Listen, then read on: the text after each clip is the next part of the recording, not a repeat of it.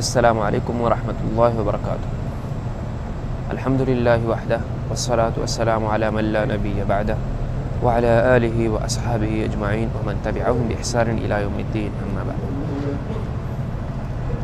خلاصہ قرآن کی 9ویں مجلس میں آپ کو خوش آمدید، یعنی 9واں پارہ۔ اس کا پارے کے شروع میں شعیب علیہ السلام کا قصہ ختم ہو رہا ہے، اور اس قصے میں جو ہمارے لیے ہدایات ہیں ان میں شعیب علیہ السلام کی قوم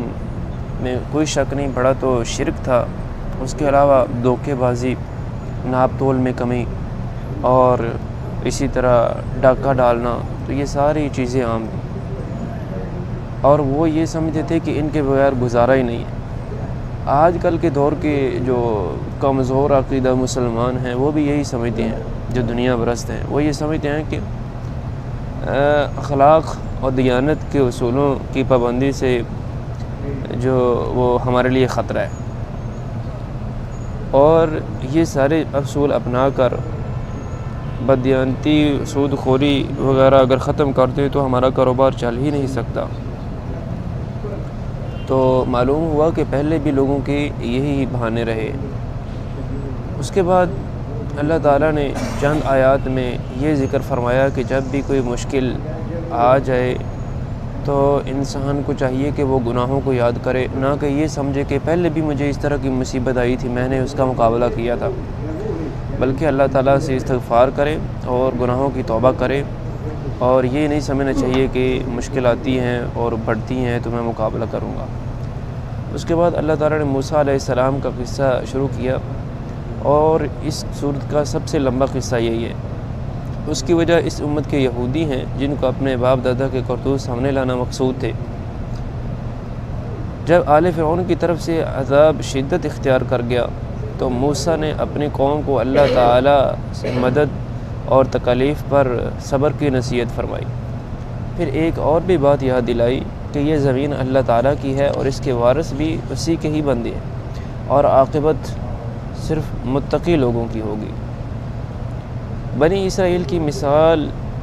کہ ابھی سامنے آل فرعون کو غرق ہوتے دیکھا تو معبودوں کی تمنا کر ڈالی۔ آج کے مسلمانوں کی بھی صورتحال یہی ہے کہ جس طرح انہوں نے بتوں پر لوگوں کو بیٹھے دیکھا اور ان کو وہ اعمال خوبصورت لگے، آج مسلمانوں نے بھی قبریں پکی بنانا شروع کر دیں اور ان کے اوپر مجاور بن کے بیٹھنا اور عمارت بنانا یہ کام شروع کر دیا، جبکہ رسول اللہ صلی اللہ علیہ وسلم نے قبر پکی بنانا، قبر کے اوپر عمارت بنانا اور اس کے اوپر مجاور بن کے بیٹھنا، یہ رسول اللہ صلی اللہ علیہ وسلم نے منع کیا۔ اس کے بعد تھوڑا سا آگے چلیں تو اللہ تعالیٰ کی رحمت کا تذکرہ ہوتا ہے کہ وہ ہر چیز کو لپیٹے ہوئے ہے، لیکن وہ ملے گی کن کو؟ آگے پھر 4 کیٹیگری اللہ تعالیٰ نے بتائی: تقوی والوں کو، زکوٰۃ ادا کرنے والوں کو، اور آیات پر ایمان رکھنے والوں کو، اسی طرح رسول اللہ صلی اللہ علیہ وسلم کی پیروی کرنے والوں کو۔ ان آیات پر غور کر کے ہم بھی اللہ تعالیٰ کی رحمت کے حقدار بن سکتے ہیں۔ اس کے بعد آگے چلیں تو اللہ تعالیٰ نے بستی والوں کا ذکر کیا کہ جو سمندر کے کنارے پر تھی، اور اس سے جو ہمیں سبق یہ ملتا ہے کہ انسان کے لیے امر بالمعروف و نہی عن المنکر نہایت ضروری ہے، اور نیکی کا حکم دینا، برائی کا حکم دینا ہر ایک کا فرض ہے، لیکن صحیح انداز سے۔ گناہ پر خاموشی جائز نہیں، بلکہ جتنی طاقت ہو انسان کو گناہ کو روکنا چاہیے، تاکہ آپ کی طرف سے حجت بھی قائم ہو جائے اور ہو سکتا ہے کہ ان کو ہدایت بھی مل جائے۔ اس کے بعد اللہ تعالیٰ نے ایک شخص کا قصہ فرمایا، نام ذکر نہیں کیا،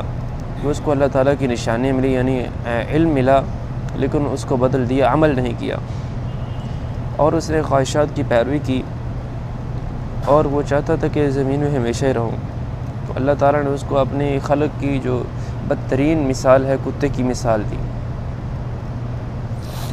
اس کے بعد رسول اللہ صلی اللہ علیہ وسلم نے اپنے بارے میں بتایا کہ میں ایک نبی ہوں، نفع اور نقصان کا مالک میں بھی نہیں ہوں، اور نہ ہی میرے پاس علم غیب ہے۔ تو آج کے مسلمان افسوس کے ساتھ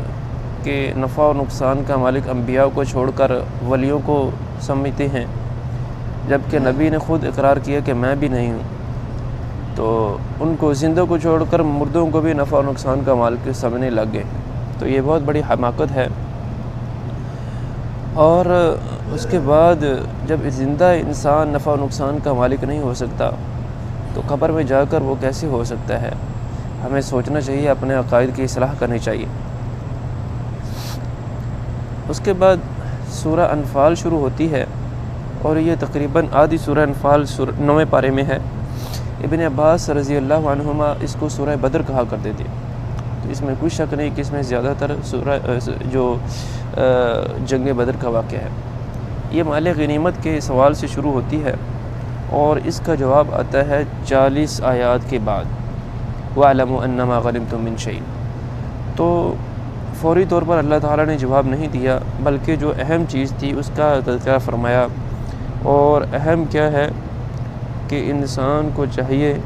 کہ وہ اللہ تعالیٰ کا تقوی اختیار کرے اور آپس میں جو ہے نا وہ صلح رکھے، کیونکہ جب انسان مال کے پیچھے پڑ جاتا ہے تو تقوی اور آپس کی صلح بوجھ ہونے کا خدشہ ہوتا ہے۔ اس کے بعد غزوہ بدر کا ذکر ہے، اس کے لیے صحابہ اکرام کس طرح نکلے، صحابہ اکرام کا جو حالت تھی وہ کیا تھی، پھر اللہ تعالیٰ کی طرف سے فرشتوں کی مدد اور مشرکین کو عبرتناک شکست، پھر اس کے بعد ایک مجموعہ شرعی مسائل جن کا تعلق جہاد سے تھا وہ بیان فرمایا۔ اور اس کے بعد انسان کو چاہیے کہ وہ ہدایت کی ہی دعا کرے اور حق کی تلاش میں رہے، مشرکین کی طرح دعا نہ کرے کہ جب انہوں نے نبی صلی اللہ علیہ وسلم کو دیکھا، دعوت دیکھی، سب کچھ معجزات بھی دیکھے، تو بجائے اس کے کہ وہ یہ دعا کرتے کہ یا اللہ ہمیں ہدایت دے، انہوں نے یہ دعا کی